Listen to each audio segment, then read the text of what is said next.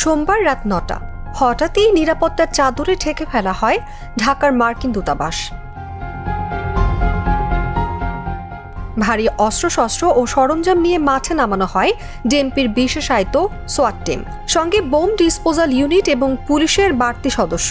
জানা গেছে, হামলার আশঙ্কায় হুমকির সুনির্দিষ্ট তথ্য পাওয়ার পর ঢাকায় যুক্তরাষ্ট্রের দূতাবাসের নিরাপত্তা জোরদার করার কথা জানিয়েছে পুলিশ।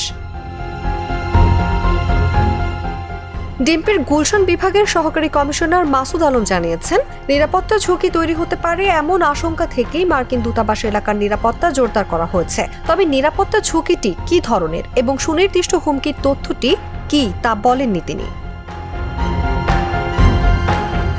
তবে পুলিশের একটি সূত্র বলছে, ঢাকায় অবস্থিত মার্কিন দূতাবাসে হামলার পরিকল্পনা করছিল একটি গোষ্ঠী।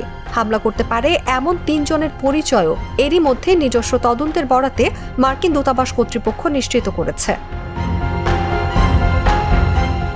পরিকল্পনাকারী ৩ জনই বাংলাদেশি নাগরিক। পরে দূতাবাসের পক্ষ থেকে নিরাপত্তার জন্য ঢাকা মহানগর পুলিশের কাছে একটি চিঠি দেওয়া হয়। এছাড়া এই সন্দেহভাজন ৩ জনের নাম পরিচয়ও পুলিশের কাছে তুলে দিয়েছে দূতাবাস কর্তৃপক্ষ।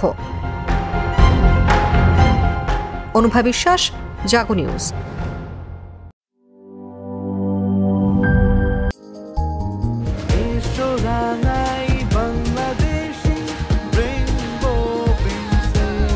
রেইনবো পেইন্টস, ছড়াও জীবনের রং।